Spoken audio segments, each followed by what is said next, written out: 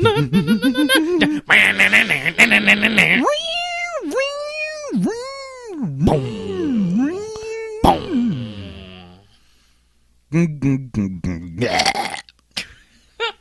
welcome to another episode of It's a Guy No, Thing Podcast. So this is, if you haven't been made aware by now, this is our Christmas episode. Hopefully this will be airing Christmas week. Hopefully. Give you something to listen to. You can unwrap us while on you're doing Christmas Day. While you're doing that cross-country drive to pick up your loved one out of a halfway house or rehabilitation clinic or probation or something like that. While you're sitting around the fire with presents, put us on. Let us listen.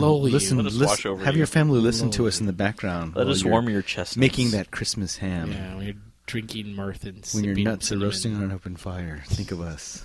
What's Mirth, by the way?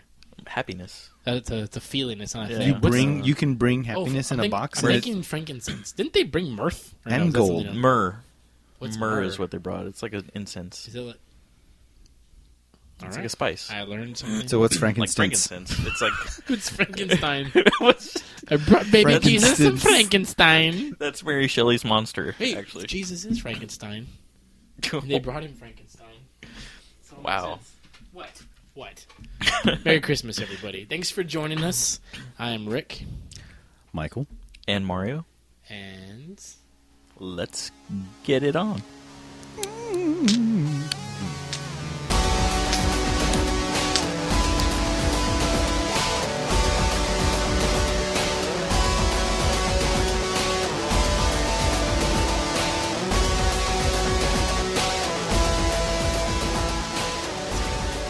Okay, so thanks for joining us, guys. Thanks for spending... hopefully you're listening to this during the Christmas week and you're not listening to this, like, I don't know, in the middle of July, and you're like, oh, I finally discovered these guys. Is Christmas your favorite holiday, Mario? Ooh, nice Straight starter. up. Wow. Nice starter. Balls to the wall. Come on, down. is it? Just tell me. He just pulled your pants down and got your candy cane. I need to know. It hasn't been in a while. Ooh, why? But hopefully that'll change now that I have a kid. I don't know, things change. You've had a kid for a little while now. Yeah, I know, but I mean, like... it makes it difficult. Like Christmas. If your kid isn't the best present you've ever gotten, I don't know what's wrong with you. No, okay, so before children, there's traditions. Mm-hmm. Then children come along, and traditions have to change. Or you want to make your own new traditions. Mm-hmm. We haven't gotten to that stage of making the new tradition just yet, and we're still in the middle phase of we have to kind of help family keep their traditions alive. Mm. But we know that probably this year or next year, we're going to start destroying some of those traditions to make them Did you say you're transitioning? Is that the word? Yeah, we're transitioning between old traditional... to the new. Yeah, exactly. From like Home Alone 1 to Home Alone 3, you're making a move. Sure, that sounds good. It's a gradual... So what's your current favorite holiday? Well, see, I don't think I really have one, because the same thing's happening with Thanksgiving. I wish I could say it's Dia de los Muertos, but just because I love like the idea of it, I've just never participated. You like the pan de muerto? Yeah, you like the bread. You like the bread. You like to paint your face. I love sugar skulls. I think they're awesome. I don't know what that is. Never had one. You eat them? You just look at them. Is that the pink cake from the pan dulce? Is that the one with the little baby in it? Or is that the little brown pig? The brown pig. Is that pan the Fat dulce? Tuesday cake? No, that's the baby Jesus cake. That's not birthday baby Jesus cake. What is it? Tell me. I don't know, dude. I always associated Mardi Dia de los Gras Muertos cake. in grade school because it was always about the food. Like they would have us bring sugar cookies. Yeah, exactly. Yeah, exactly. So that's what I always thought it meant. What's the baby cake? That's New Year's thing. No, it's well, I don't know. It's a Mardi Gras cake. He ate the Blake. Yeah, because it's got like the beads on it and stuff, and it's got the little. But is it But I'm not. That's not my culture. I don't know. I'm unfamiliar. I've only consumed a slice of that once. Did you bite it? It was good. Is Christmas your favorite holiday? No, but I've always thought that was weird. If you bite into the baby and you like bite its head off, is that bad luck? Well, it's plastic, so if you bite Jesus' head off, I think you're supposed to be aware when you bite into it that you may be biting into plastic. So I think you just don't bite down. Hopefully, but what if you just devour baby Jesus? Well, then you get to absorb his powers. You get to raise people from the dead. Fly. Want to know why? Get to fly. Fly? Did he fly? Yeah. Hello. I thought was that with his Technicolor rainbow jacket? I don't know. Raincoat? But superpowers. My favorite holiday? Is it Christmas? I'm gonna say uneasily yes. It was more so for nostalgic reasons. As a kid, it was because it was that sustained vacation. It was like whatever it was back then, 2 weeks or whatever. Yeah, and it was cold, and it's usually when you got to like go outside. And I think of like playing football and running around like in piles of leaves and all that type of stuff. And it means something different when you're a kid. Yeah, absolutely. I mean, that's why like I kind of put that little asterisk on it, because now it's different. I mean, like I have no concept of like now, honestly, like as much as I enjoy, again, like I love when you go outside and it smells a certain way, and it's it's more to do with the season rather than literally the season. But now Christmas is generally a stressful time of year for me, because it's like as an adult, it's totally different. As an adult, it's not quite as like carefree, I guess. Yeah. You know what I mean? Usually it's the time of year where you're like, whatever money you probably had for the year's running out. You got, bills. You got to do shopping. You got like you're like waiting, like hoping Christmas passes, so like the tax season comes, you get your tax return. Yeah. And this is all bad. I'm making it sound bad, but I do love the idea of Christmas. As a kid, it was my favorite. I just love the feeling. I love getting extended time with friends or with family and all of that stuff. So yeah, easily. I mean, I can't even like on the top of my head think of another holiday. I'm in that boat. We'll put me in that same boat then. Yeah. Okay. How about you?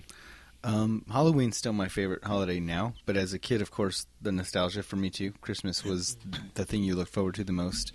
As a kid, if you're not thinking about your list and Santa and your presents, then you're not doing it right. If you're not thinking about making sure that milk and cookies is laid out, I think that was one of the most vivid memories I have. Is I'll always remember this when we used to live in my grandmother's house, and I can't remember what age I was. I know I was young, but I'll always remember that my family, the living room was the kind of the main hangout area, and it was such a big deal for me to put my milk and the cookies out on the plate. And I don't know why. I think at the time, because I grew up with all my cousins very close to me during the summer, so I was always used to them being in the house too. But I think at this point in time, it was just my mom and me living in my grandmother's house.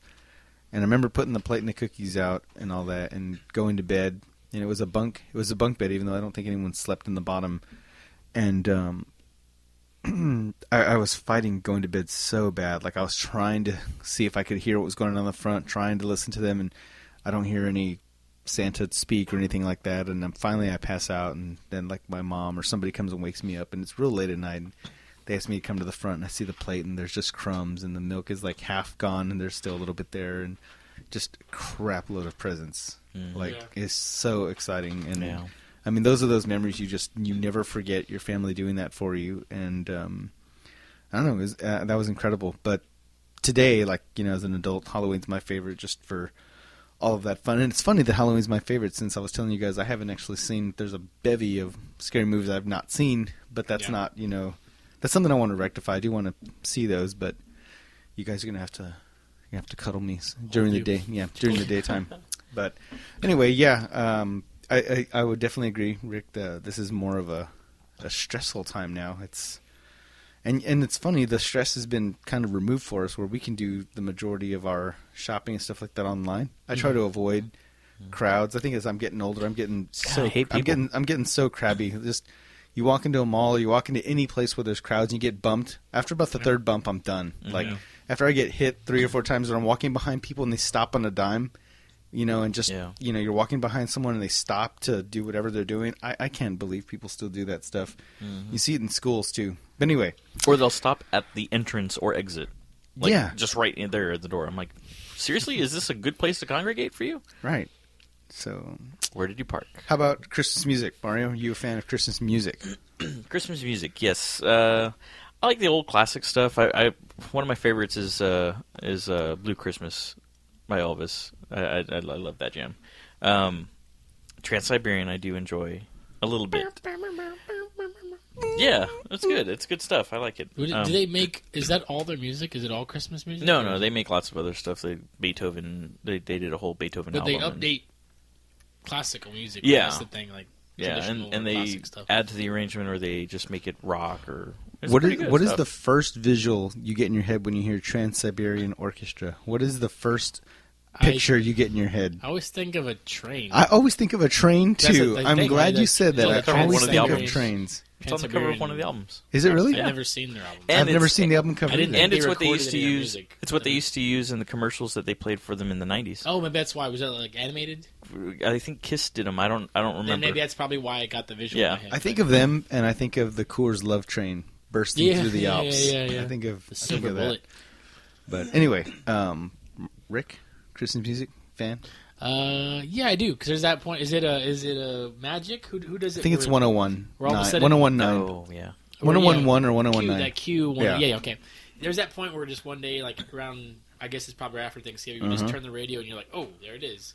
And people are like, I'm gonna skip the I hate the marketing, I hate the blah blah blah part of Christmas because I mean I can avoid that because I'm not a great consumer because I don't have money to blow on things, so it doesn't really affect me that way, and I'm not like, but so when I hear Christmas music, it immediately puts me in that spirit. Like I'm like again the spirit of not of like being happy and running around, but nostalgia, feeling like a kid, and because some of those songs obviously they're built into you, they're classic songs, so it's really cool. I do like that's a time of year I do appreciate. I mean, even like, you do not like the Jose Feliciano one? Yes. That's awesome, man. Which one is that one? It's ingrained in me. It's ingrained I in want to wish. Yes, I don't like that I either. like Feliz that song. Navidad. I don't like that. For some reason, Feliz it reminds Navidad. me. It reminds me like of my grandfather for some reason. So that's what I'm saying. I like the song because it's just something. Every time I hear it, it makes me think of being a little kid. I like the classics, Michael Bublé and Taylor Swift does Christmas, Kelly Clarkson Christmas. I don't have a problem with Christmas music in general because it's one of those things like it's not like other kinds of music where you're like bashed over the head every day of the year with it, like hearing it 1,000 times. You hear the same songs 1,000 times for like a month or whatever, and they're different versions. So it's like I don't have a problem with like Christmas albums because I don't buy Christmas albums. I can just turn on the radio and I hear all the songs I'm going to hear anyways, But yeah, overall I like it. I mean, there's like specific songs that when I hear them, they emotionally affect me. They hit you in the feels. Yeah, and it's weird. Whether it's like newer versions of those songs or even like more traditional versions, songs like Little Drummer Boy and stuff like that. Like whenever I hear them, I'm always like, why does that? And I guess that's why they're these classic songs that like transcend time because there's something about them that affects everybody. The Alvin and the Chipmunks Christmas. Oh boy! That was pretty good. Thank you. Yeah, something like that. Like that. That Last Christmas song that everybody does. Right? Everybody does covers of that song, but like Jimmy Eat World's cover of that, I love it, and I listen to it like it's one of those songs I can hear it, and it doesn't just it makes me think of Christmas because it makes me think of other versions. Wait, which of that song? Last Christmas. Was it the George Michael? Last Christmas I gave you. Yeah, it's that song. Okay. Yeah, but it's I'm saying like tons of people do versions of that song. I haven't heard their version. I gotta check that out. I don't even know who does the original. I don't even No, know I that mean song. the Jimmy Eat World one. Yeah, I haven't heard that one. Yeah, it's not. It's like it's the Yeah, past couple of years, but everybody does that song at some point. Yeah, I think it's. I mean, I remember as a kid, segueing into like our next little thing about that, like about like traditions and stuff, because this kind of all blends together. I remember as a kid, a really big deal, and I don't know if it's so much a big deal now, but I remember as a kid it was going to Windcrest. Yeah. When they would do the lights, They don't do it like that there. anymore. And they had like contests and stuff. I remember as a kid, you yeah, would drive that through was it, fantastic. and like it was just like It's like an hour-long thing. It was and like it was the movies, amazing. right? Because it was like so over the top, and like remember there would be like people would like give you candy canes Yeah. and stuff, and like hand out candy canes, and I'm just like, it was just. And I remember as a kid that was such a thing, and I remember unfortunately very distinct. I can give you an exact memory. Is I remember as a kid doing that and loving it, and I remember being probably around like 15 years old. And going with my mom and my stepdad and being a dickhead and not loving it anymore and trying to be like, you know what I mean? Just being like whatever. And I remember because I had this tape player that wasn't even like a real Walkman. And I remember it had a mix on it and it had like I remember very distinctly because this is probably the last time I really did it in that way.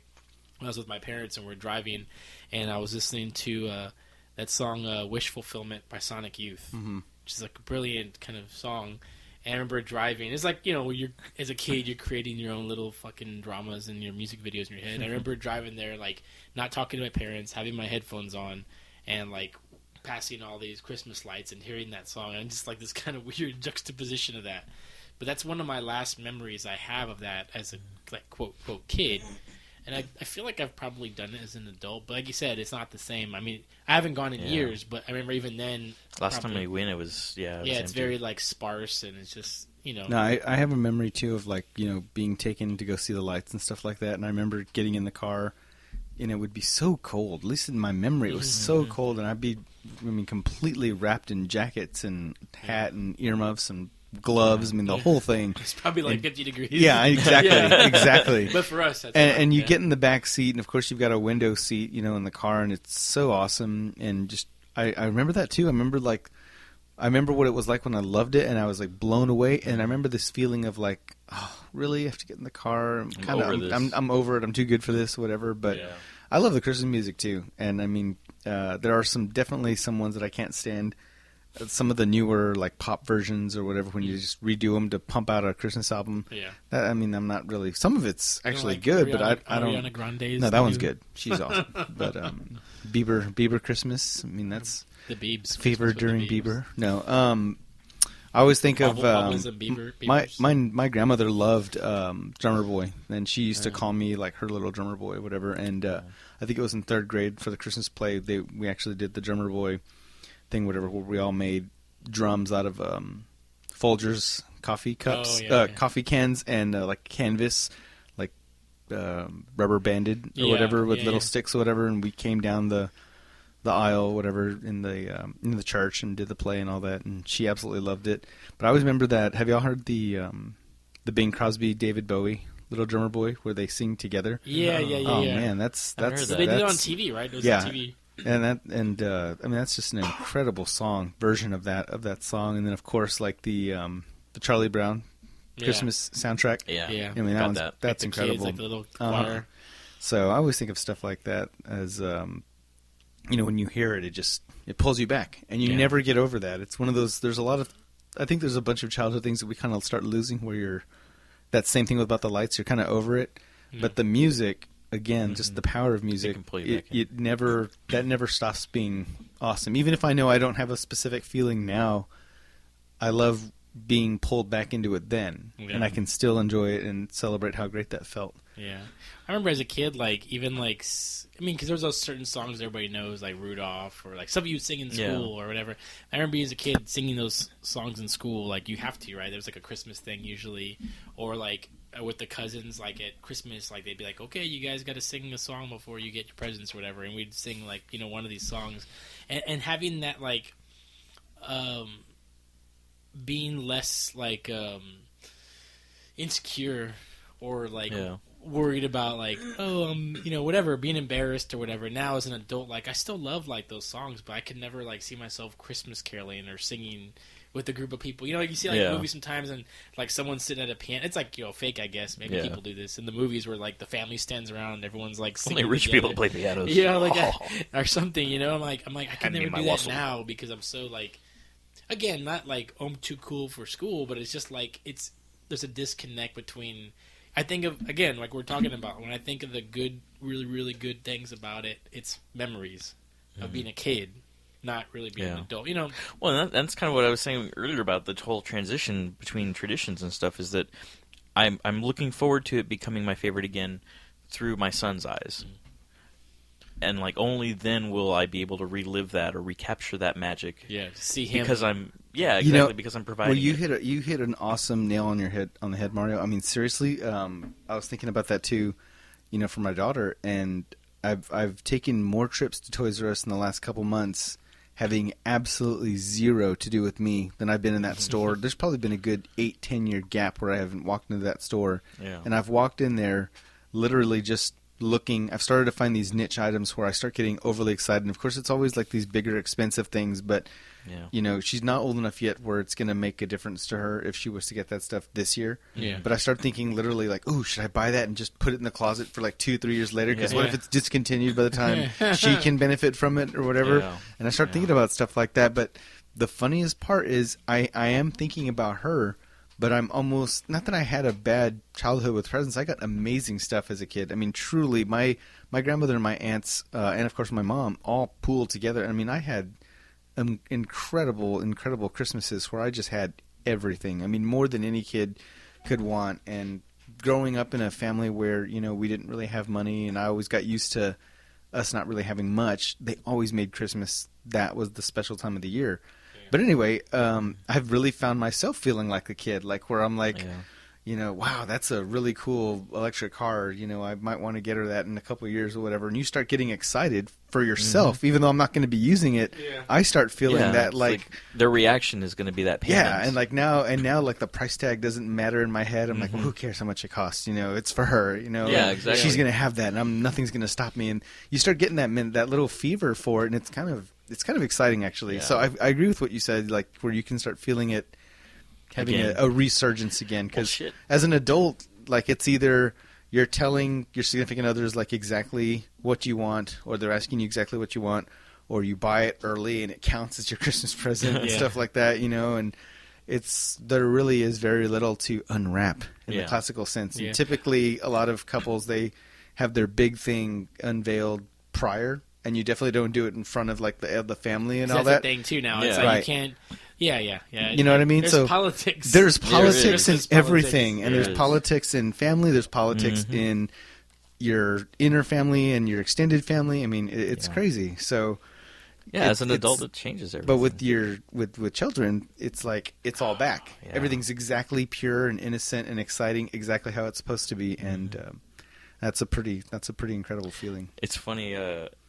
Since you got into Legos, it kind of got me into Legos again. Plus, the Lego movie kind of got me back into Legos again. I got Dylan, even though he's too young to play with them. Right. I got him the Santa's Workshop set, and because I ordered it when I did or whatever, it came with the like an ice skating and ski slope thing or whatever. It's up there. I'm going to put it together before Christmas. For Aria, it's for her. Look what I made you. Exactly. So I did that. I got. We had this area of wall that was blank, and I got one of those fake hearths or whatever, and nailed it up onto the wall, and then put that set up there. And then I got a light up necklace, a Christmas light necklace, and wrapped it around the whole thing. And so now it's all lit up and everything. And we put the Christmas tree under it, and Sarah beforehand was like, "Don't get that for him. It's bad. He's too young. He's going to choke on the pieces. It says 6 and up." And blah, that blah, will blah. happen. Yeah, that's okay. That's fine as long as we can get the piece out. So I ended up putting it all together and surprising her, and she was like, "Okay, it wasn't that bad."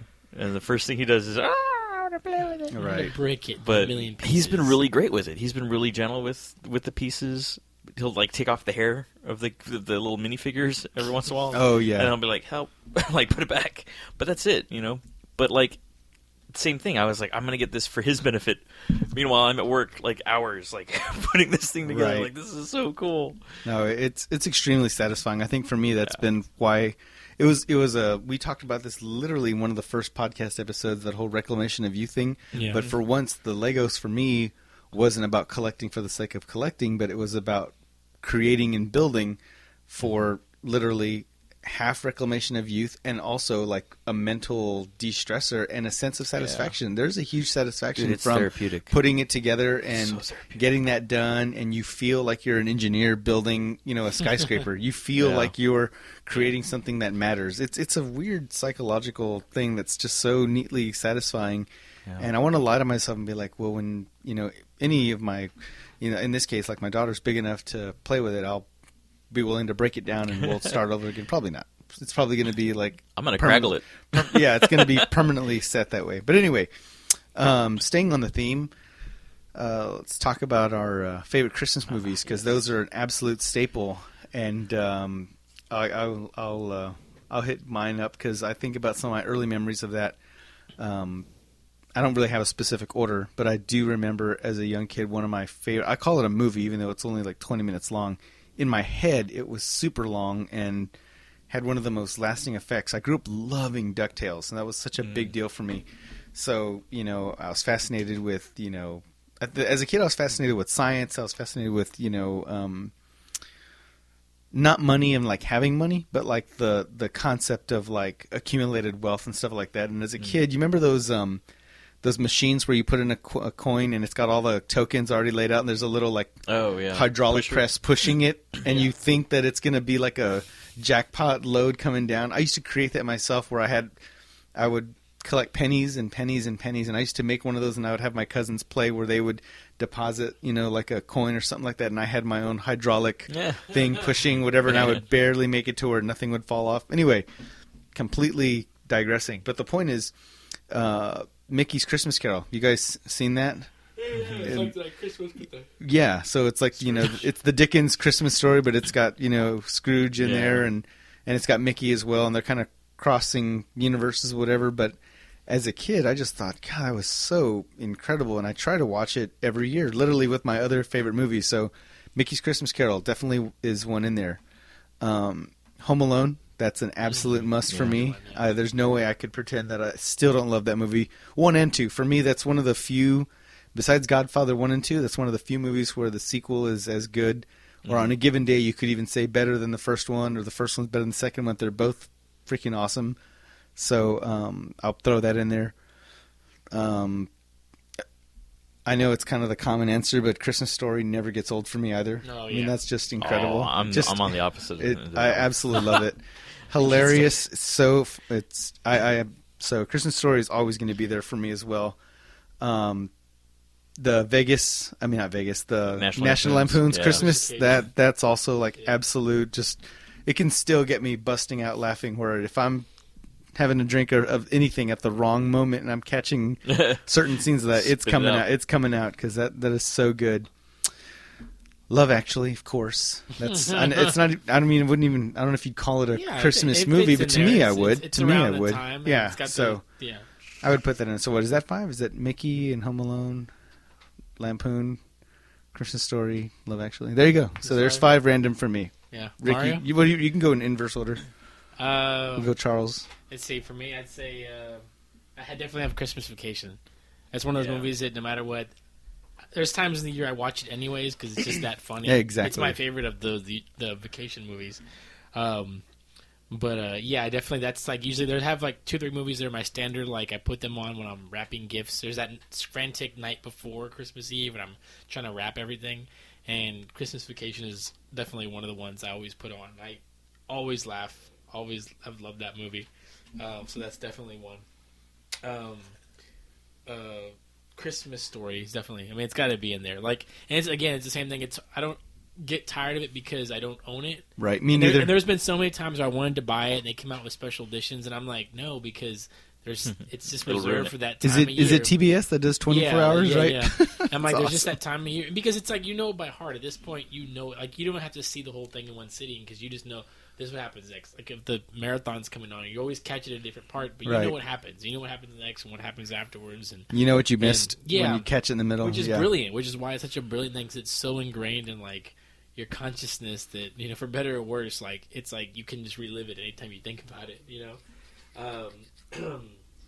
I got Scrooged with Bill Murray. Oh, yeah. That's another one of those ones where, because of my type of personality, I think it's always appealed to me because it's like, it's a funny movie, but it also has its kind of like, kind of like depressing side to it, and it's just like, and then I remember like the different ghosts always like the one with the TV, like it's got like the screen for the face and like the skeleton hands. Like, I remember like it's dark. I remember it's like how there. scary it was and how funny it was and how, like, in some ways, like, emotional that movie is, especially when it finally hits him, right? Because he's such a dickhead to everybody, and you see, like, when they go back in time, you see exactly why in those moments in his life it kind of made him that way. And I think that's one of those things, like, not to be too sappy about it, but Christmas does. It's like you do always kind of reflect because it brings back so much memories. It makes you think about your life and your relationship with, your family and all the people you care about.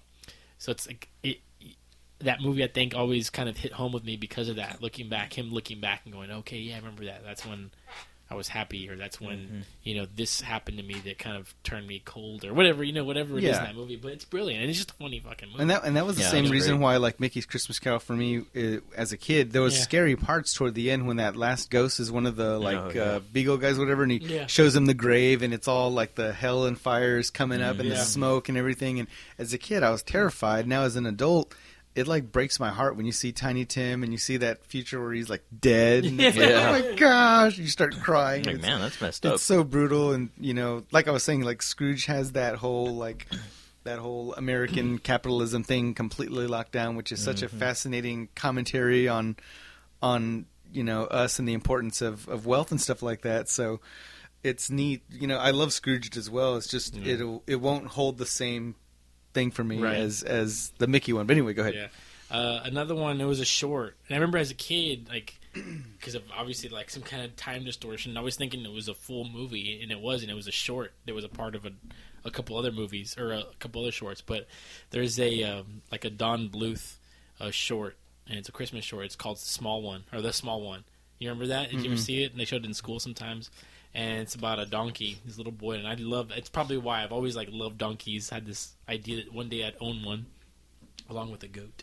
And but it's this little boy that his dad sends him down to the market, and it's Bethlehem. He sends him down to sell this little donkey, but it's like scrawny and it's all like wimpy and it's not strong, so it can't pull anything. And he's trying to sell it, and like people want to kill it, and people don't want it, and they're making fun of it and all this. And of course, eventually he meets his people, and he ends up selling it to who ends up being like Mary and Joseph, and they all that stuff. So it's just this. I always remember, like, it's of course like the animation. If you look up the picture, like instantly it makes you want to cry. Like it's just it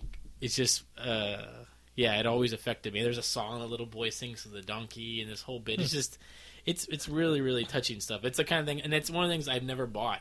Same thing, I've never bought. It's been a long time since I've even seen it, but it's like I almost don't want to buy it because I know I won't want to watch it because of how it makes me feel. Right. Like it makes me feel, one, like emotional in a way, but at the same time it takes me back to a very specific time in my life. You know what I mean? Yeah. And not that that's a bad thing, but it's just one of those things that's like you have to revisit it in moderation. All, you know what I mean?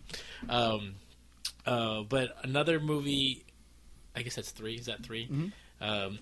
Another one is Bad Santa. Oh yeah, that actually like crept its way. And I remember from the first time I saw it, I remember like laughing my ass off. I mean, I love comedies, but comedies don't have the same effect or don't hold as long for me as other kind of movies. I'm like, this movie's so funny, and then I'll go back and watch it again, and I don't laugh. Like I don't laugh once watching a movie sometimes, and there's very few movies I laugh on the rewatch, and that movie always kind of stuck out to me because it's so like irreverent and so kind of anti-Christmas movie because of the character and stuff, but I just always thought it was funny. It's always made me laugh, and so it's kind of worked its way onto my list. But another one, and it's going to sound kind of off base here, but like in the past couple of years, I've begun to watch it around the time I do my Christmas wrapping stuff. And when I first saw it in the theater, it didn't occur to me that it was a Christmas movie because it's so dreary and depressing, and it's not that type of movie at all. But Children of Men. Mm-hmm. And I mean, it takes place during Christmas, and it's obviously the story is very much, kind of the birth of Jesus type of story or whatever. But it's weird because I think I mentioned that to someone last year because I was watching it, and it was probably Arnie or something like, "Oh, why are you watching it? It's all depressing." And I'm like, I said this is the first time I've watched it and really like saw it in that way. Yeah, like it's a dreary movie and it's kind of like very bleak, but like watching it in the context of Christmas, you kind of see that, there's that moment in that movie, which is like the best part of that movie. It's a great fucking movie, but the best part of that movie is that part where, for like one moment, like when she delivers the baby and they're going through that war zone, right, and all that they're fighting, and all these people are killing each other. The army's there, and then you have all the people that are fighting against them. And then someone hears the baby crying, and everybody just stops. It stops this war for like 2 minutes, and everyone stops, and like their people are crying because they see it's a baby. It's the first baby anyone's seen in 27 years or whatever it is.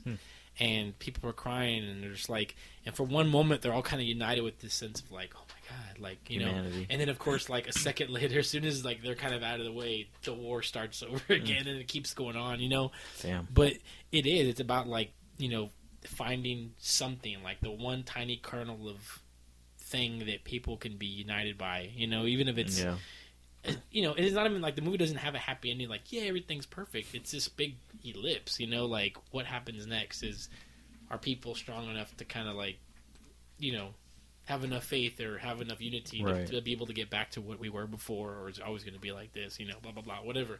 But anyways, that movie is definitely crept up there on my top Christmas movies. So, and for anyone out there who's going, what? I don't know. Watch it again. Watch it during Christmas week. I've only seen it once. I got to see it again. You might have a different perspective. Maybe not. Maybe not. That's up to you. But for me, it's a movie I really, really appreciate. So, was that 5? I think that was 5, yes. I got to see that because I've seen it once when it came out. I haven't seen it since then. I will drop real quick because she's not here, but Carolyn reminded me about mixed nuts. It sounds familiar. Which it doesn't. I always forget that it's a Christmas movie because it's in L.A. And this is like Liev Schreiber. This one I always play that Adam Sandler clip. That's what it's. Oh yes. And it's like Adam Sandler, Liev Schreiber, Steve Martin, a bunch of other people are in it. But it's set during Christmas, but it's in L.A., so it's like it's not cold. It's the furthest thing from it. It's one of those things. It's very, very offbeat, but it's a funny movie. And it does kind of capture some of the ideas. And you see a lot of times. Sorry, not to step on your time, but like when you see movies, 40 seconds left for the whole episode. I think sorry, Mario. That it works, whether it's like a heartwarming movie or a comedy or whatever. Is it a lot of times in these type of movies you see non-traditional families, people making their own families, people building their own traditions, in a way. Or there's always like that character who's trying to hold on to like what Christmas was. Like this is the way it has to be. You have to have this and this and this, and it doesn't work. It just doesn't work the way they want it to. And then they kind of at the end realize, okay, this is what it is. Like, this is what it's become. Whatever it's become is what the tradition is now. It's so You know me. I'm sappy, but that's no. I get it. That speaks to exactly what I was saying earlier. But Mario gets to start off by telling us why he hates Christmas Story. True that. Yes, I will.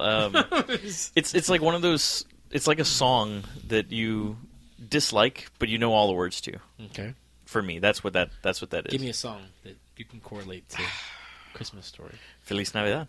Okay. Perfect. I know the entire song. Perfect. It's a great song because they repeat the whole thing. It's like the most repetitive song in the world. It's almost as bad as. I would say that's a bad correlation because that's actually just not a good song. It's a good song, and there's a very specific melody thread that's taken from that song wholesale and used in a Green Day song. Oh yeah, I would. And you love Green Day, so you secretly love that song. I'm okay with the first album. I'm okay with the first album. That's about it. Anyways, so go ahead.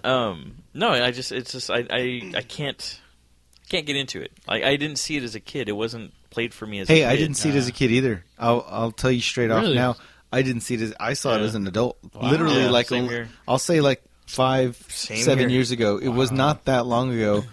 And I had been hearing about it. I think I would even kind of see it in the background. Mm-hmm. It just looked too old and classic to be relatable, and I blew it off. That's just the truth of it. I wasn't exposed to it as a kid. I wasn't sat down and said, you got to see this. So on my own, with just the majority of things I got exposed to anyway, was either I ran into it or I just explored it for myself.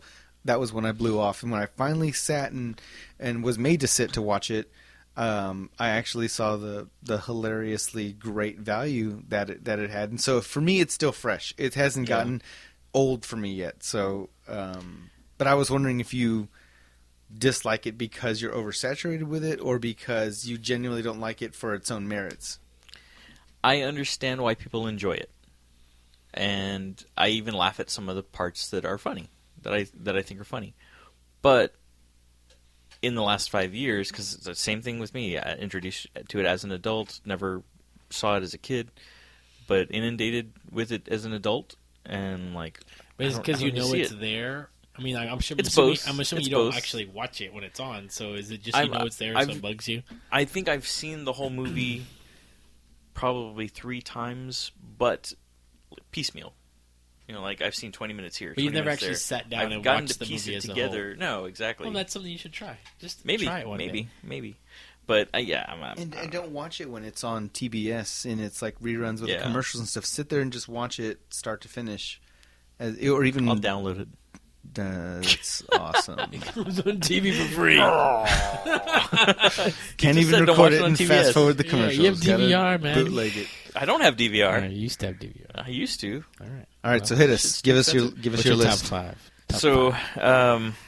I'd have to say I'm not completely traditional with this. I will say the two traditional picks that I have would be Home Alone. Nice. And then probably the only other traditional one, Home Alone 3. the Santa Claus With Tim Allen? with Tim Allen. Is it the Mrs. Claus is the one that I like with the one who's Is that a sequel? Yeah, it's like the third one. Christmas with the Cranks. No, That's no, Tim no, Allen. Oh, yeah. But the wife is the one from Lost, the blonde from Lost that was in the Oh, Julie Bowen. that's now in everything. She was in Revolution and even though that's dead now, and now she's in and now she's The blonde one, right? Once, and now she's in Once Upon a Time. The Disney From Modern Family, that same girl? You said the wife from Lost. Or Wait, Modern Family. What are you talking about? the blonde chick from Modern Family? No, Was no. his He's talking wife? about Juliet. Juliet. Oh, her, yeah. Not thinking Elizabeth, of her at all. something. Yeah. No. There's another blonde one I'm talking Yeah, about. I know who you're talking who's about. a lot better Yeah, than no, I her like her. But in every way possible. Who? Julie Bowen. Julie Bowen's better looking than Juliet? Yeah. No, Yes. not at all. Yes. No. Yes. Merry Christmas. Elizabeth, what's her I'd say face? what's your madoodle? Here, Anyways, but yeah. Sorry, we So- were just talking about two different people. Yeah, so no. I did disagree with you now. Okay. Sorry, I agreed with you a little while ago. and Elizabeth Mitchell. There you go. She's all Then, right. that name She's all just right. didn't sound famous. I didn't right. say she was the best. I'm just saying she's superior to Julie Bowen. Julie Bowen lost too much weight. She is too Eat a skinny. meal. She's too Eat a skinny. meal. I agree. Yeah, you don't get to get judged for or assessed because you used to eat normal. If you stop eating, you pay. If you're gonna drop 30 She's- pounds when you're already 115, you're Yeah. out. So Eat some- Elizabeth continues to look well fed, well kept, well She massaged. gets to graze. She gets to graze. Anyway. Well, leisure. eat a meal, girls. Okay, so what did I say? I said Home Alone And the Santa Claus Part 3. Yeah, the Mrs. Claus. I enjoy that one because he's trying to get an adult to see the magic behind Christmas, and it kind of He brings. becomes Santa Claus? Is that what Yeah, the, so in the first movie he becomes Santa Claus. like literally transforms. Right, literally transforms. And then by the third movie they're like, "Oh, hey, guess what? All of this is going to go away if you don't find a Mrs. Claus." Is it still Tim Allen? Yeah, it's still Tim Allen. And it's like, if you don't find a Mrs. Claus, then Santa goes away. Like, that's it. No more Christmas. So he's on this mission to find somebody, but he's also, like, at the same time trying to keep his family together, trying to keep his son out of trouble. Does his family know he's Santa Claus? Yes, by this point the whole family knows, And but they it's- can't do tell they anybody. live at the North Pole? No. They don't. Okay. And his wife is now married to the psychologist. I can't remember the actor's name from the 80s. Anyway. Frasier. Judge? Judge Judy. Something Judge Reinhold. Judge... Maybe? Judge Reinhold. Maybe? Yeah. Judge Yeah, Dredd. sounds good. There's no one else Judge named Dredd. Judge. There's not a lot of people named first Well, name Judge. I'm wondering if I've got the right Judge actor. Nelson. Judge Nelson. Judge Nelson, Ashley Judge. Wait, no, Judge. So anyway, point being is that he has to make this woman Judge fall in love with him. Nelson. Judge Dredd Reinhold. It's a cute movie. Anyway, Elf. I really enjoy That's a Elf. good one. I like That's that funny. one. Most people don't think of this. Okay, and then I have to say Judge Scrooge. Apatow. Wait, those are your traditionals. Yeah. Santa Claus. I don't think Elf is necessarily. It's newer traditional, I guess. Is that Will Ferrell? Mm-hmm. Yeah. I love Scrooged. I think Scrooge is brilliant. Well, we can't get the antlers to stay on. Just use a stapler. Just love that. It's horrible picturing that. Gremlins. Nobody thinks of Gremlins. I as think much. of Yeah, Gremlins. I love definitely. Gremlins. I love it. I If love I had it a as a second Christmas five, Gremlins would be in the second five. Phoebe Cates. But yes, exactly. Absolutely superior to both we just mentioned. Mm-hmm. Far superior. Oh yes, Yes. far far superior. But anyway, but it's also like a freaky Christmas story because the dad dresses up as Santa. Would he get stuck in the chimney Yeah, or and something? broke his neck. Broke his neck. He Yeah. rots up there. Like Yeah. there's a smell. And they like, smelled him. Yeah, exactly. Like that's horrible. And like, It's horrible. That's like her best acting she ever did was that scene, that little monologue talking about the dad. Yeah. It's depressing. And then just as a side mention, because I enjoy it, was The Holiday. I also think that that's an incredibly underrated movie. Is The Holiday? Cameron Diaz one? Yes. I like that where movie. They switch houses. I like that movie a lot, actually. That movie grew on me very quickly. My favorite performance by Jack Black. Because he was not playing Jack Black. You know, I was telling someone the other day, too, I'm not hot on like his comedy movies where he carries the film himself. I'm not feeling it. The same way I don't feel Zach Galifianakis. Same situation where I haven't seen School of Rock or what is the Nacho Libre or whatever? Yeah, I haven't seen that But when either. I caught clips, I'm like, and I did the right thing. Same reason I've never seen, what's his name, the movie Pedro, Napoleon Dynamite. Tried watching like 10 minutes of that and I fell asleep. It's that same situation. But anyway, but The Holiday, I like that. The Holiday is That's fantastic. That's definitely an honorable mention for me, as well as Gremlins. The feeling of Christmas in the UK, just the way they made that small home feel like that was the epitome of Christmas. Hey, happy Christmas! I mean, it's snow, you know. You know what movie I used to equate with Christmas Story, and I still haven't seen because I thought it put it in the same league as Miracle on 34th Street. Never seen that either. Never seen it. I've seen parts of it, but I didn't care for the parts I saw. So I'm glad that I didn't lump Christmas Story in with 34th Street forever. Is It's a Wonderful Life a Christmas movie too? Is Yes. that get put in that category too, right? Yeah, it's like the number one Christmas movie. And those are both like a year apart. One's like 1946 and 1947. I remember we had a copy of It's a Wonderful Life that my mom had bought, and I never watched it because it was in black and white. As a kid, I was like, you know, when you're a kid, you're like, black and white. Oh, yeah. Gross. Weird. I probably like it, but I just never seen it. Maybe I'll get around to it. Yeah. There's So a is time, it- I'm like pretty looking sure at I a won't list get of around it. to it. Huh? So I'm pretty sure I won't get around to it. And then you can't forget Santa Claus the movie. With Dudley Moore. Yes. I just remember the car, right? His Yeah. flying car. Flying car. Santa Claus the movie. And if How you want to about- count Edward Scissorhands as a Christmas movie. Or Silent Night, Deadly Night. Deadly Night, yeah, it's right there. Is Dudley Moore's best work ever the one where he does the original Arthur. swap? The original swap with Kirk Cameron? Like Father, Like Son. Yeah. That was good. That's a good one. Is that his best work? I liked Arthur. Arthur? Hmm. That was Oh, wait, a good no, one. like- Arthur. Not Arthur. That's a different movie. Arthur. Oh, that's the one with Al Pacino. Yeah. yeah. Arthur. Arthur. It's not as good as the. Oh, God. Don't even. You saw that movie, didn't you? You went to the theater. The only and saw thing it, I liked bet. about that was the fuzzy wall. Did you see that I at didn't the- see it at the theater, no. the Russell Brand remake. remake. I just liked the fuzzy wall. Fuzzy Wall. Yeah, when what's his name? Wrong movie. No. That's It's the wrong movie. it's that one. When he's rubbing on the wall. Yeah. That's Get Him to the Oh, Greek. get him to the Greek. Shit. Never mind.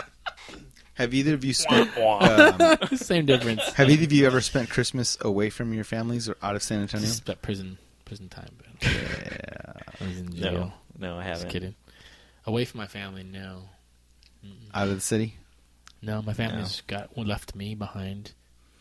My family They- just left me they behind for forgot me Thanksgiving. behind, and I had to fend for myself for a week. And these burglars tried to break in my house. Yeah. And, Did your micro machine save you? yeah, I had to put nails in the basement steps and I dropped an iron on this guy's head.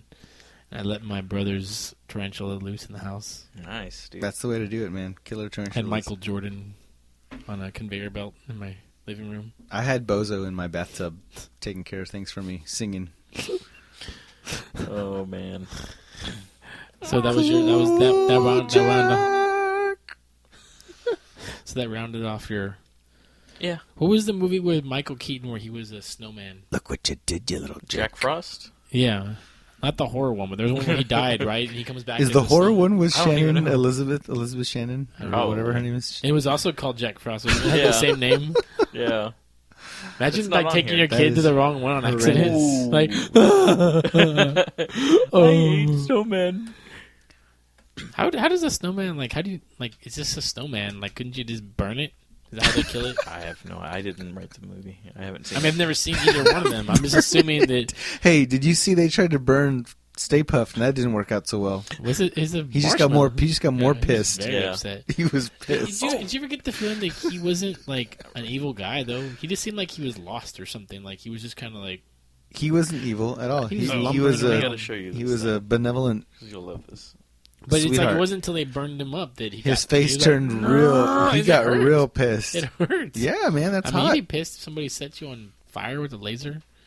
Okay, A check this out. proton pack. Did you see the way he was climbing up that building? He was coming for them, man.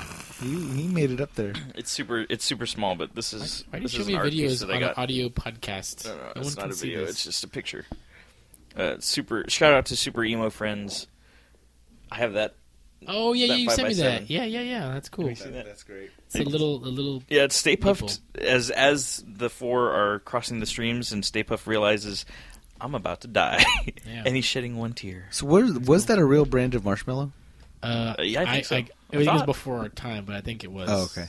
That's probably why it was a thing. It's like, oh wow, it's an actual like. The It'd be Stay like Puft marshmallow. like nowadays, you'd be like, The Kraft Marshmallow Man. you know, they'd be like, clear your mind, and then I'd be like, I'm sorry guys, and they're like, what is it? And I'm like, it's Chester Cheetah. And he's mean as it is, right? Like, what's the one where he cuts the piano string, the piano wire? Oh, man. He's a jerk, man. Man, those Cheeto Puffs ain't nothing but fluff. What's up? What's up? I'm a cheetah. It's almost as bad as like the Sour Patch Kids. You ever see those weird commercials No.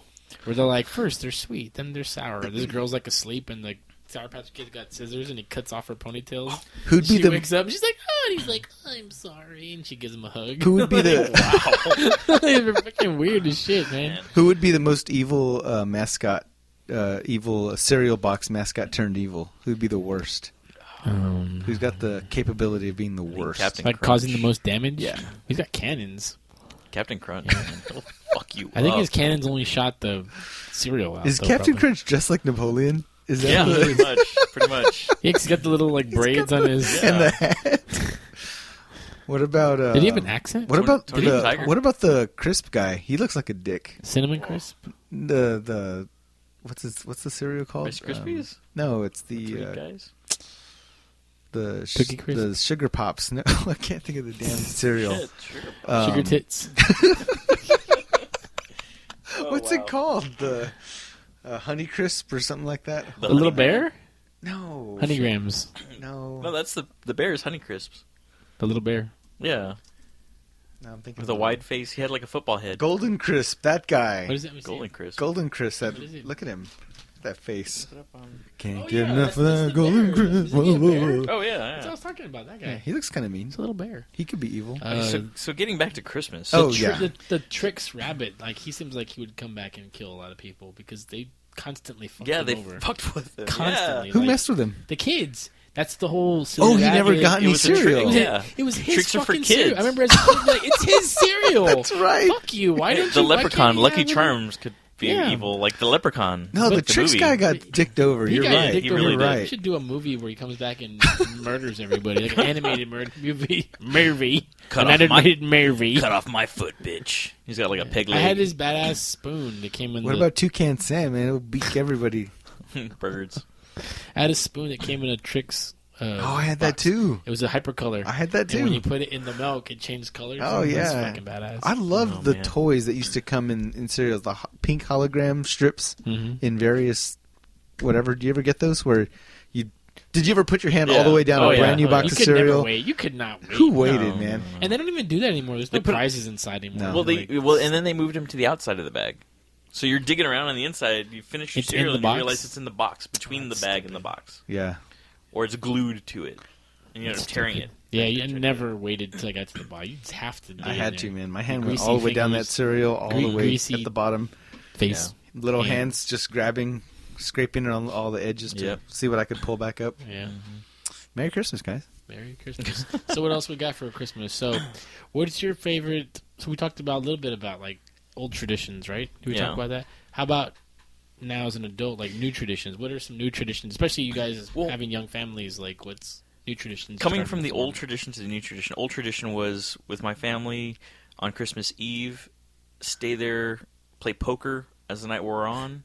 Poker was part of your tradition? Yeah, That's poker. amazing. Poker, That's and it was awesome. like house poker. It wasn't like You Hold'em. break your leg poker. No, to get out of here. it wasn't Snap Texas your leg. Hold'em. It was always like Mexican Sweat or what people call 7-card no peek. I don't know anything about poker. I don't know. So either of everybody those. gets dealt 7 cards, and the first person has to beat the first card that comes off the top of the deck. So let's say it's So the you two. guys would play that. Yeah, we would play that, and then we'd play variations of that. Follow the queen, Mexican Sweat. So pull up a queen.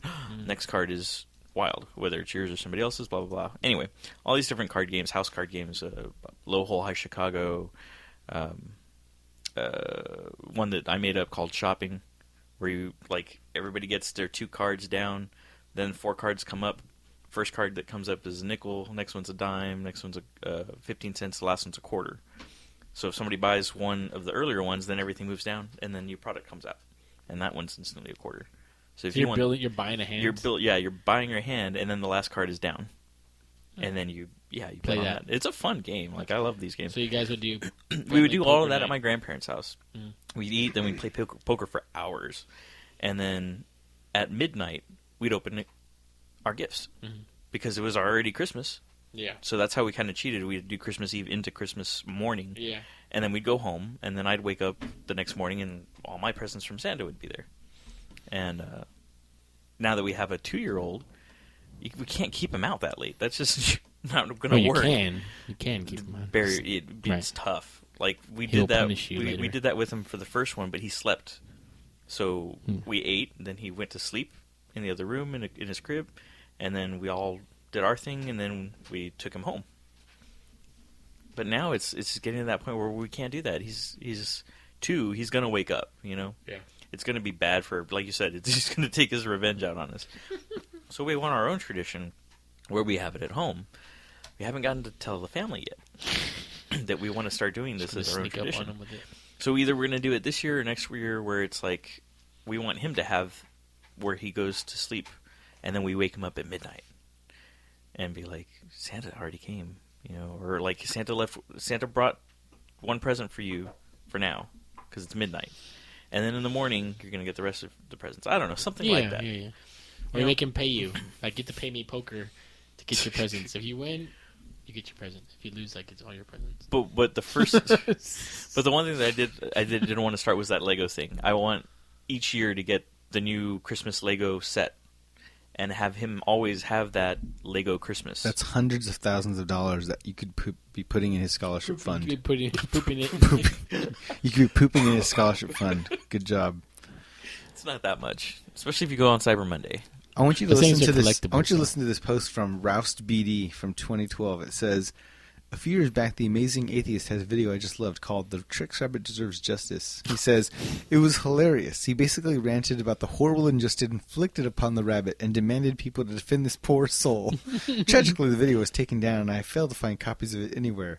And there's someone says, there's an issue that's been weighing on my consciousness for some time now, and I've been waiting for someone out there to address this, but it hasn't happened.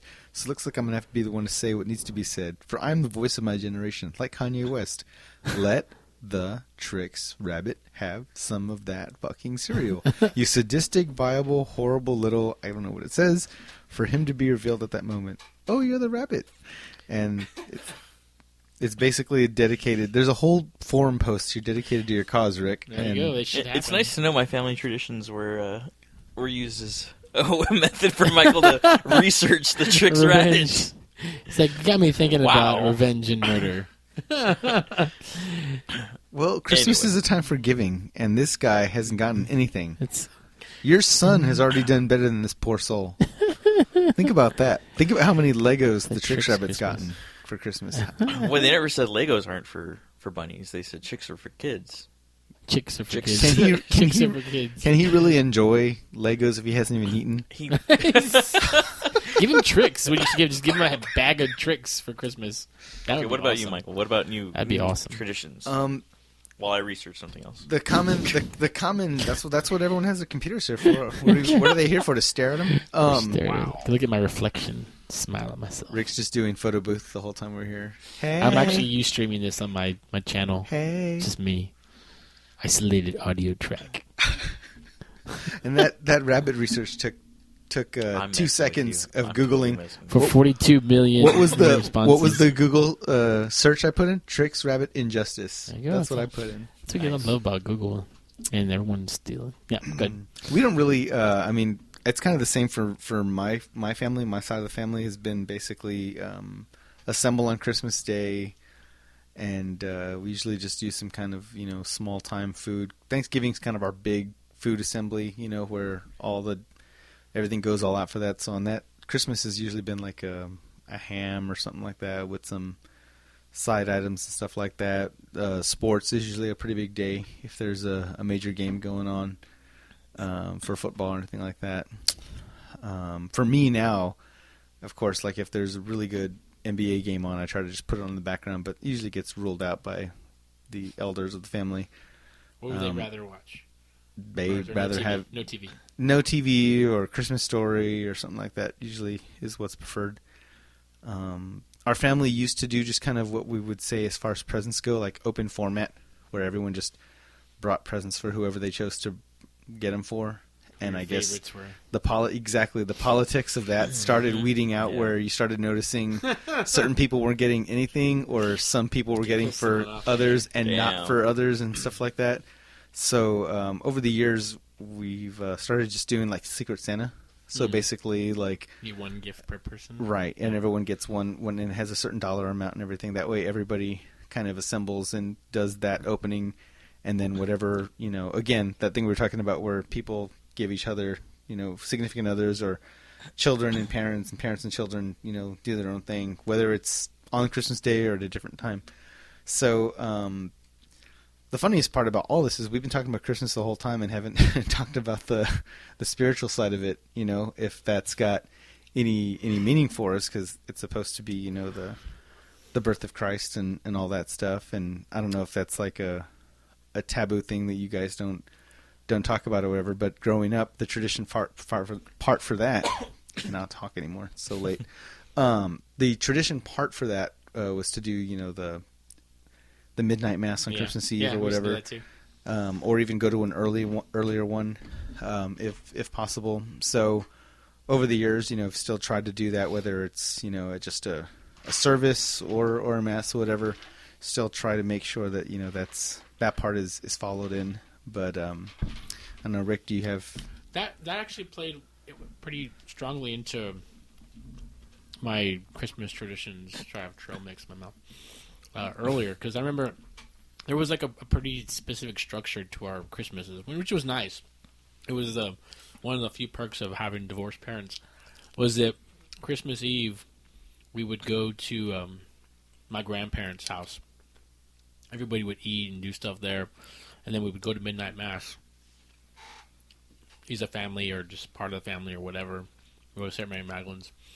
Afterwards, we'd come back to my grandpa's house, and everybody could open one gift. Same deal. We opened one gift. So before we left to my grandparents' house, my mom would say, pick one gift out from under the tree.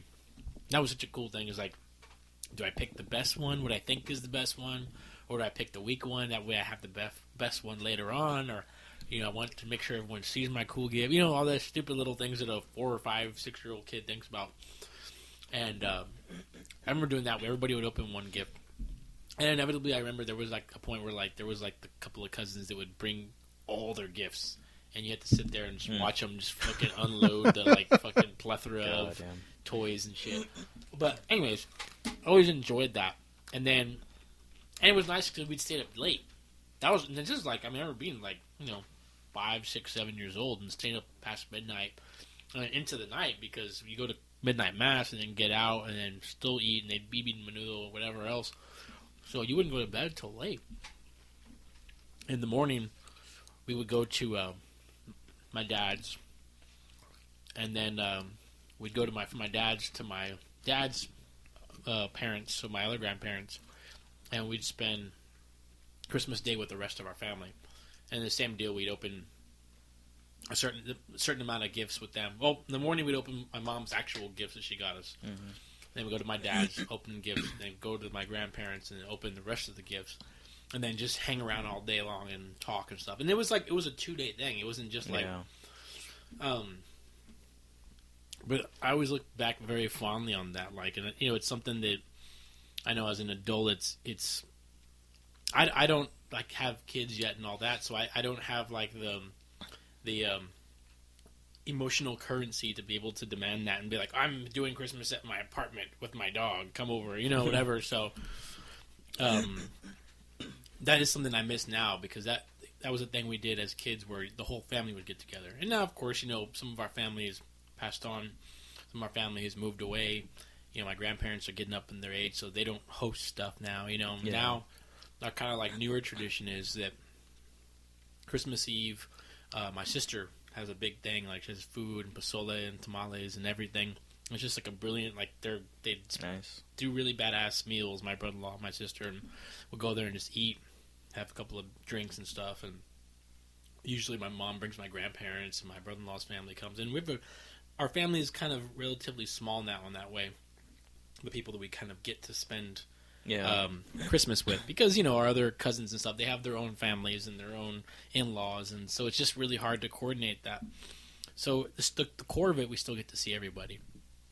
But obviously it's not like when we were kids where you look forward to Christmas Eve because you saw 15 cousins and you all run around and have a good time and get in trouble together. And then same thing on Christmas Day, having time with my other cousins and stuff. And again, like, I don't say this with like complete melancholy, because it's like I appreciate that. Like, I look back and that's stuff, like, I don't really think back and go, oh, I had all these like badass presents or this and that. I always think, oh, wow, I was lucky as a kid to have like that, like to have a family. It's like you see the movies and it's like those kids like, these orphans don't have anywhere to go. Like, I was lucky enough never to have that. I was lucky enough to always have a family. And even like with divorced parents, and in some ways that was the one time of year where it was badass, because you got to have basically 2 Christmases, and not from like a material sense necessarily, but you got to celebrate twice. And it was always something to look forward to, which was always cool. There was always like, oh, we'd finish presents, but I'm like, there's always one more present, like, so yeah. And it's just, I don't know, for me, I don't know if there's a holiday that's more wrapped up in memory than Christmas. I mean, and especially like you said, like the spiritual side, like, it's something that I've, again, as an adult and not having the same constant connection or time with my family in the same way that I did as a kid, unfortunately some of that has kind of tapered off. But as a kid, I remember that really being important. Especially that was something that my grandparents pushed, because they were very religious and very spiritual, and like that's why it was always a push to do like the midnight mass thing. And I remember same thing. There was a point as a kid where I'll be like, "Hey, we're going to midnight mass," and me going, "No, I ain't going." And I remember like the same thing, that around that same time where you're 14, 15, basically like when you turn into an asshole, like most kids do around when you're 14, 15, you turn into a dick, and you can't see, you can't control it. You can't, basically what we as like guys in our 30s are probably trying to hang on to is what our parents were trying to hang on to when we were 15, and so it's interesting to have that perspective. Now, I like to think that that's something that I'll always be able to appreciate. And, someday when I have a family, or I can, get to at least kind of relive that, But that's the thing, and that's what's awesome about Christmas, is you get to do it every year.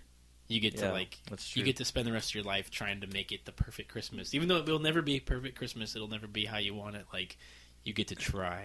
You know what I mean?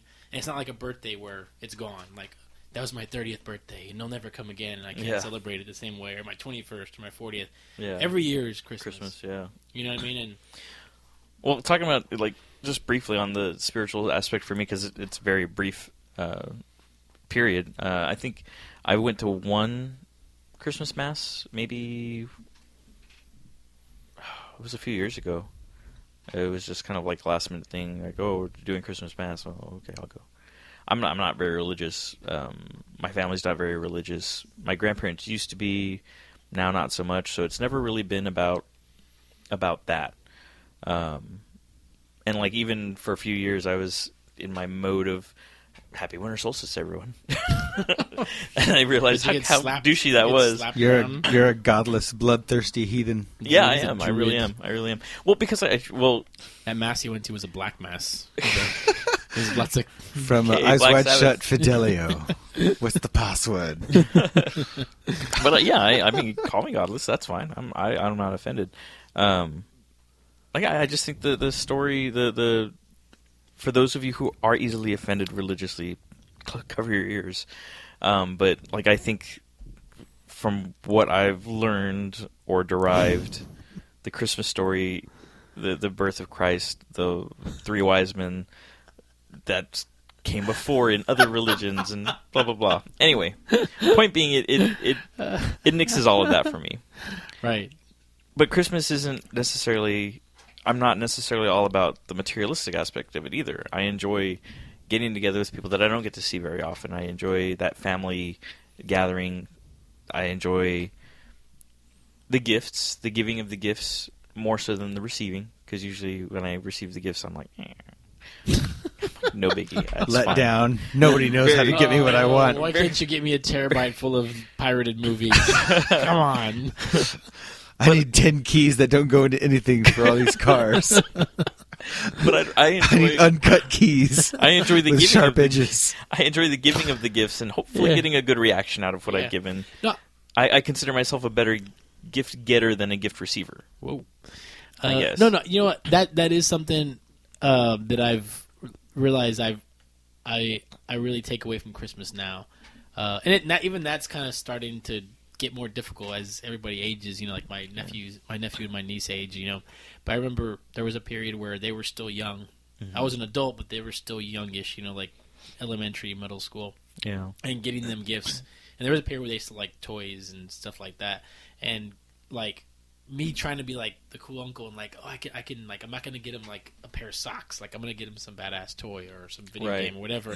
And like, that was like the highlight of my night, you know, like anticipating that moment when my nephew or my niece opened their present. And they're like, oh my God, how'd you know I wanted this or whatever? And like being like, yeah, man, I got it. You know what I mean? Yeah. And now, of course, like they're, you know, out of high school and one's in high school and it's like I have no idea what them like check this out and they're like that's not cool, you know, like I mean not that they're you know not that they're ungrateful, not that they're doing that, but it's just there's not that, you know, because they're not little, you've lost the touch. They're not little kids anymore either, so it's like, you know, they have their gadgets and stuff that, you know, I can't be like, oh, here's a new iPod, you know what I mean? But I mean, and again, not to speak like, you know, they're always been awesome, great, grateful, wonderful, non-spoiled kids, you know.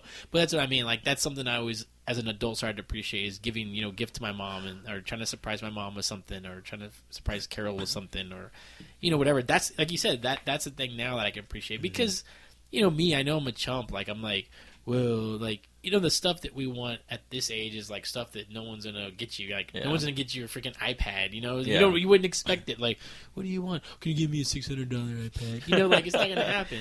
So it's like, I always tell my family, I'm like, give me whatever you want. You don't have to give me anything. Just give me whatever you want because, like, I trust you. It doesn't matter. You know, like, it doesn't matter because there's a wide spectrum of things that don't matter to me and things that do matter, and it's such a huge gap in between that. You can't really go wrong, you know what I mean? It's like, I always sound like... And that's more like, I guess I should claim that a little bit more, because it's like, it's not like I'm disappointed, I'm just like, it doesn't matter, it's fine. Yeah. Although, gift cards and cold hard cash are the best. Nothing can beat those. Because then, it's Christmas all over again when I go spend it.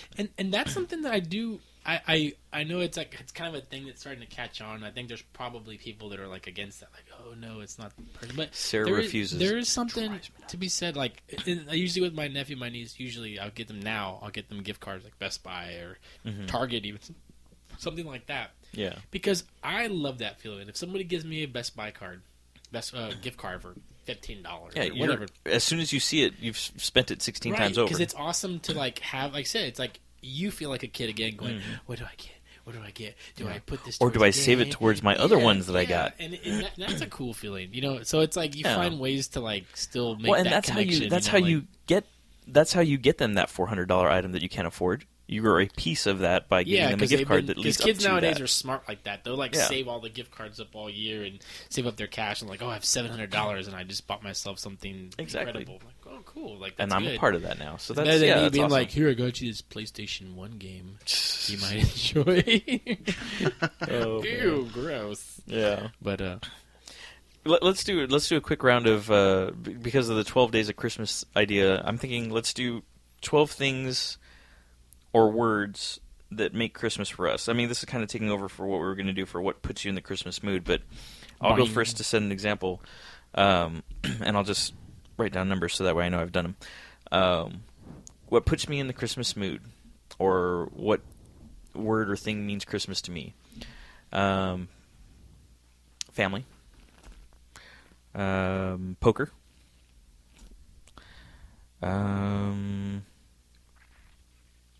Food. I eat. I love eating. Back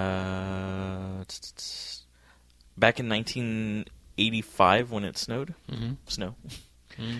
Champurrao. My grandma used to make some really amazing What's champurrao. that? It's like a hot chocolate, but I don't even know what it is. It's got like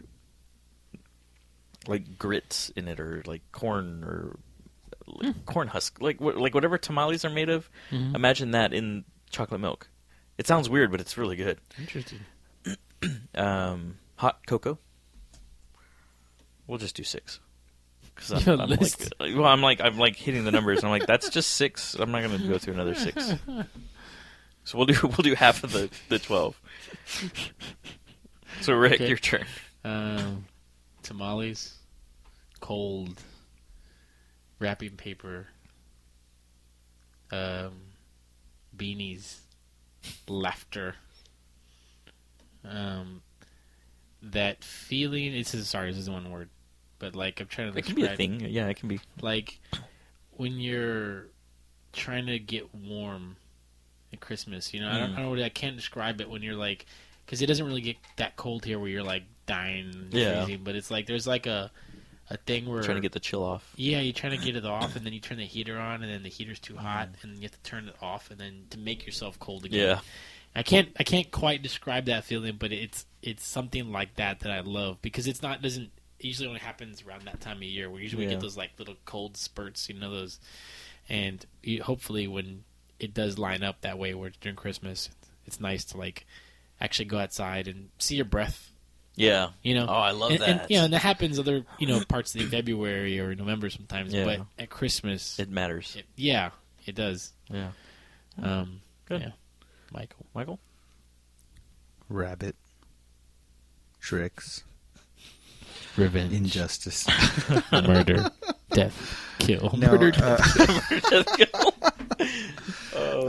MDK. I was just thinking too, talking about the movies, it took me years to realize that Charlie Brown Christmas was a direct commentary on the commercialism and all that stuff of Christmas. You watch it now, and it's like so heavy-handed. Yet as a kid, you don't Charlie catch Brown it. is as you don't adult. catch it, as a kid. But it's like it's legitimately a complete infusion of the commercial and capitalistic part of Christmas and the religious, because it directly talks about like it's in there, right? Is like the birth of Jesus Christ. Like they say that, right? Those words are said, and of course, it's such a taboo thing to talk about now or whatever.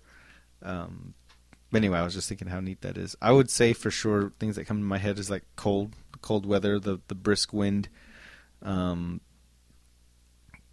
ornaments, lights,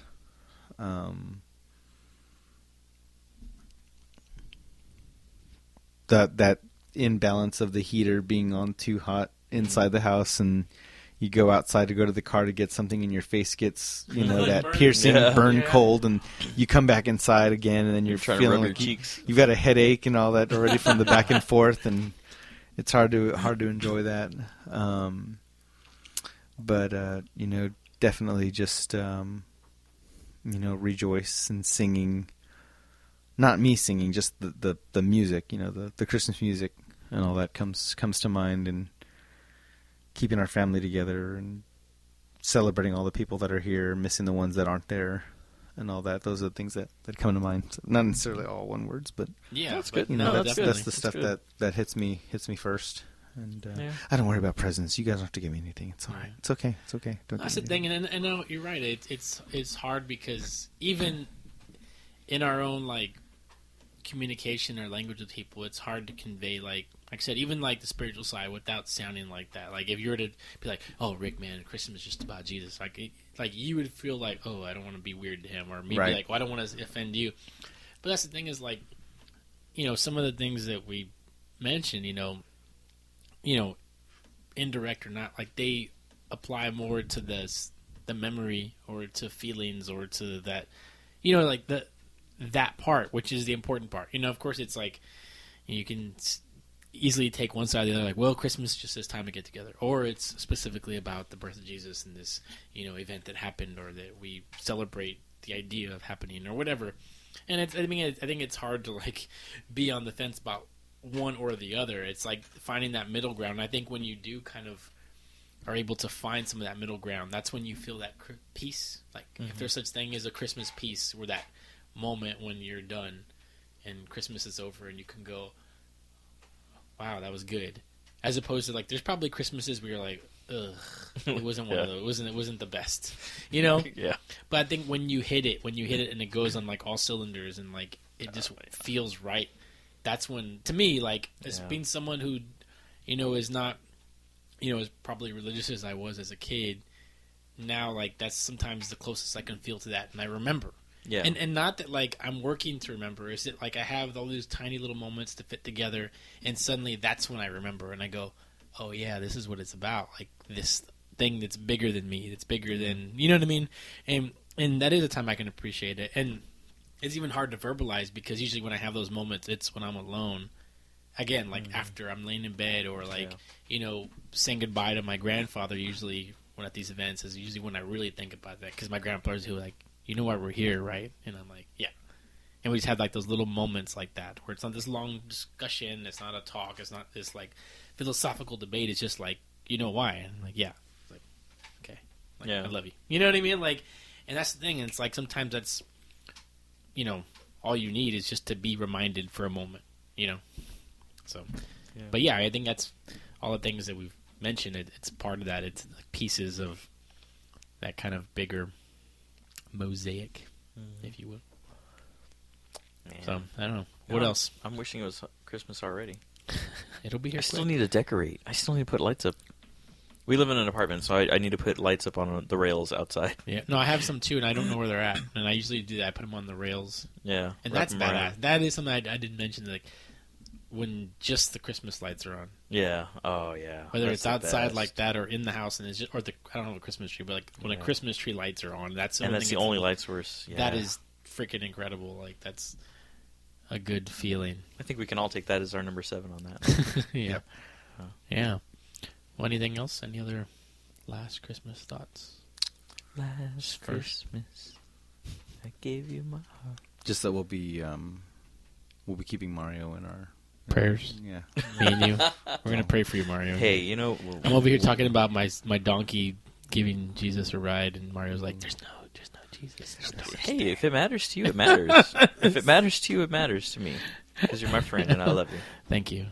I appreciate you too, Michael. No, I think you're probably more right. waywardness. This is all probably just one big accident. It's probably by accident we're the only intelligent. We're all in the Matrix. Mammals on this planet. And no, according to Johnny Mnemonic, that dolphin was pretty intelligent.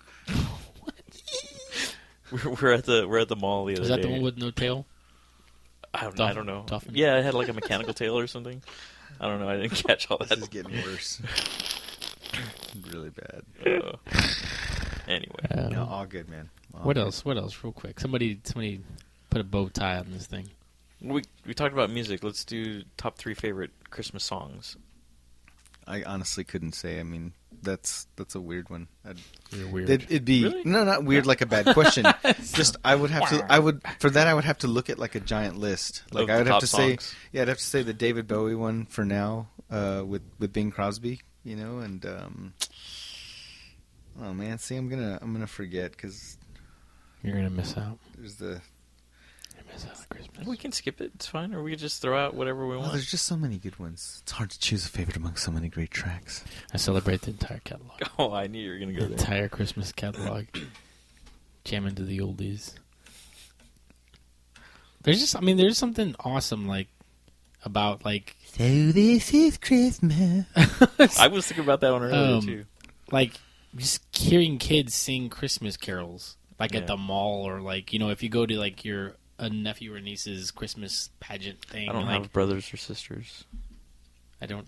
What? I said nephew or niece or something. I don't know. Well, if I don't have brothers Cousins, or sisters, I don't have nephews and nieces. Anything. Or, all right.